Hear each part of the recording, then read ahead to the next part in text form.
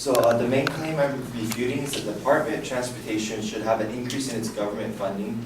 And the secondary claims the speaker used is that vehicles are safer than ever before thanks to the efforts of the Department of Transportation. Drivers in the United States are better prepared for the road ahead, and the current road system we have today is better than the years past, but it could use improvement.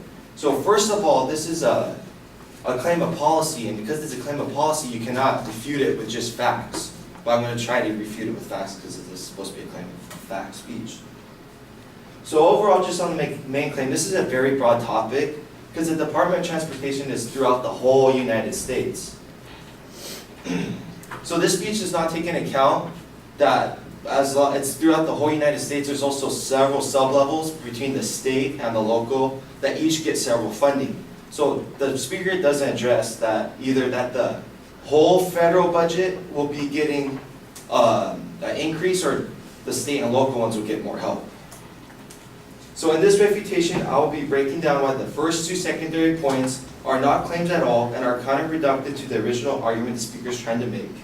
In the third secondary claim, I will state why raising the Department of Transportation budget is unnecessary and prove my counterclaim that the Department of Transportation is enough to complete its primary objectives. So the first secondary claim the speaker tries to use is that in the U.S., vehicles are safer than ever before due to the Department of Transportation's efforts. This statement alone refutes the main claim. If vehicles have never been safer before, why do we need to give a corporation a department more money to do an even better job if it's exceeding its expectations? So the speaker makes several points in that regulations on airbags, seatbelts, child passenger safety, and tires have increased the safety of the cars. And no one is arguing that. As technology increases, safety tends to increase in transportation. And also, no facts are given about how vehicles are safer.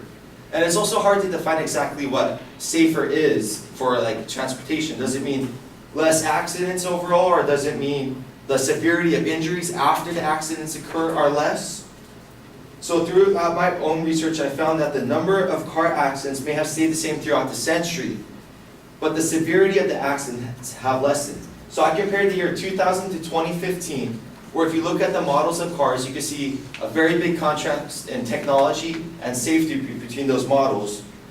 So between these years in the model cars, there has been a 12% increase in drivers, but a 15% decrease in car accident fatalities, and that's according to the Association for Safe Driving. So due to the ability of the Department of Transportation as displayed to continuously increase safety every year, there's no need to increase the budget it currently has. The second claim, drivers are better prepared for the road ahead, is once again stating the opposites of the main claim. If the drivers are better prepared, then the safety would be increased, showing that the Department of Transportation budget is doing a job, and once again does not need to be raised in the budget. The Department of Transportation and its subdivisions help keep drivers informed by having informational videos easily accessible, gives common knowledge on safety, and keeps vehicles maintained, and makes sure that drivers are more road ready in the years past, according to the National Highway Traffic Safety Administration. So all of this is done on the current budget.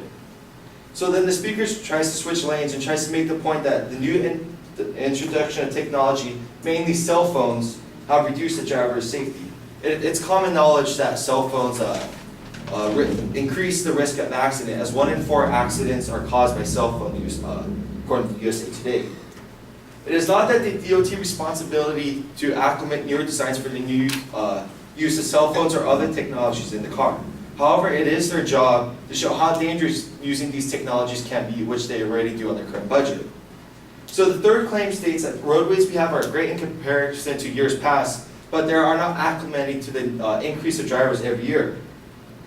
So the speaker once again addresses how great a job of the Department of Transportation is doing under its current budget. So he stated that the Department of Transportation keeps road conditions up, manages speed zones, and builds more roadways. So that's kind of hard to, this is hard fact to prove because it's so broad. But if he was to focus this saying that the Department of Transportation in LA could use a higher budget, it would be helping, because if you go out on the traffic, on the freeways, there's always traffic no matter where you go. But where I'm from, like The only traffic there's only traffic if you get stuck behind a tractor. So we don't need a raise in budget there, but certain places do. And this is because, and there's also like, so throughout the US, there's only like certain areas that have a high degree of traffic, such as LA. So like the middle western states, they'll have their pubs, but on those country roads, why would they need more money to build more roads for traffic? There is none.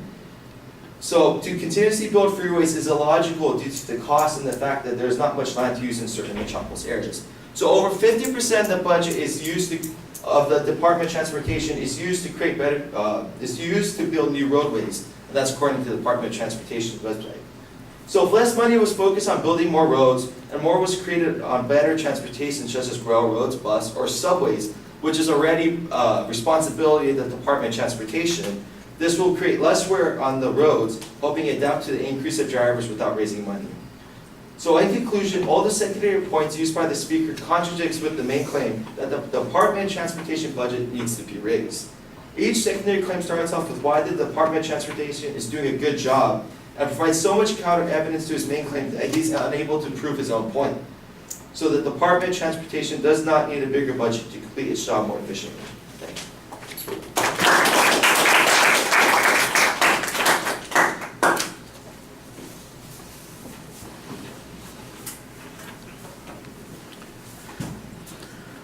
All right, well, structurally, you summarize the advocate's argument pretty clearly, and then you basically preview your responses on this position, and I thought that you did a pretty good job of that without getting too bogged down in building up a completely separate structure. As you get to the individual points, you kind of explain and recap the position that you're talking about.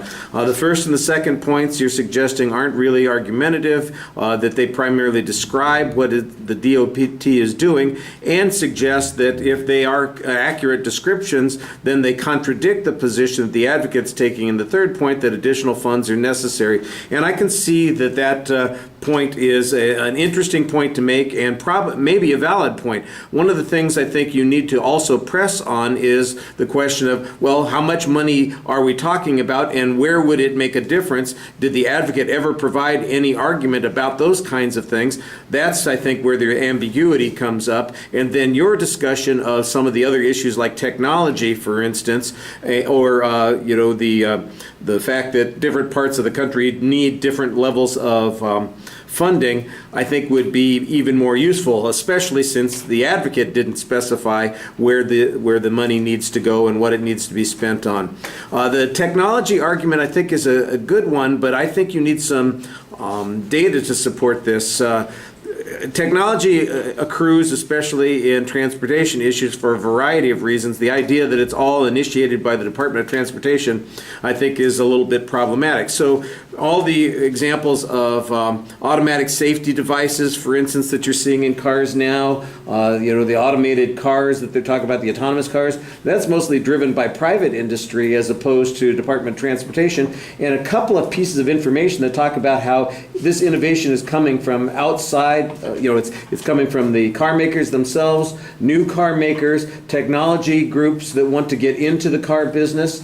Why does the Department of Transportation need to fund these kinds of things since we're doing all those sorts of things? I think that would make your argument a little bit stronger there. The statistic that you have at the end of that first point that suggests we've had a 12% increase in the number of vehicles, but a 15% decrease in the number of fatalities is a good illustration. Look, we're being pretty successful, whereas the demonstration that spending more money would make it even more successful. That's an assumption that the advocate makes that they never prove. At the bottom of the second point, there's this whole kind of discussion about,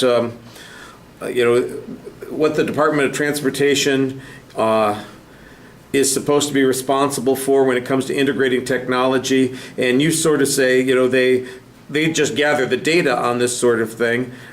And that's, like I said, where that argument is, because it's the auto industry that's putting in the technology. They're accommodating changes that are occurring all the time, and those things have a benefit to safety. There's cameras that are being put in cars. There's sensors that are all over the place. There's automatic response systems on the braking and the steering. There's all kinds of warning things that come along. They're taking advantage of technological innovations, not things that were necessarily created by the Department of Transportation. And again, I think you could simply make the argument, says where's the demonstration the Department of Transportation is responsible for any of this innovation? They're just taking credit for accumulating the data on it. I thought that was an interesting point. And then your last point basically is, back to the argument, there may be places where there's a need for additional money, but that's an issue of priority as opposed to a need for an overall increase in the budget. One of the things, though, that's also missing here, you said you shouldn't be limited to just arguing claims of fact since it's a claim of policy, would be any negative consequences of increasing the budget. For instance, it's expensive, it costs money, that money has to come from someplace else, or it has to result in increased taxes, and that would be a negative consequence. We're going to be talking about that on the debates, so that kind of transitions us into that topic pretty well. Thank you.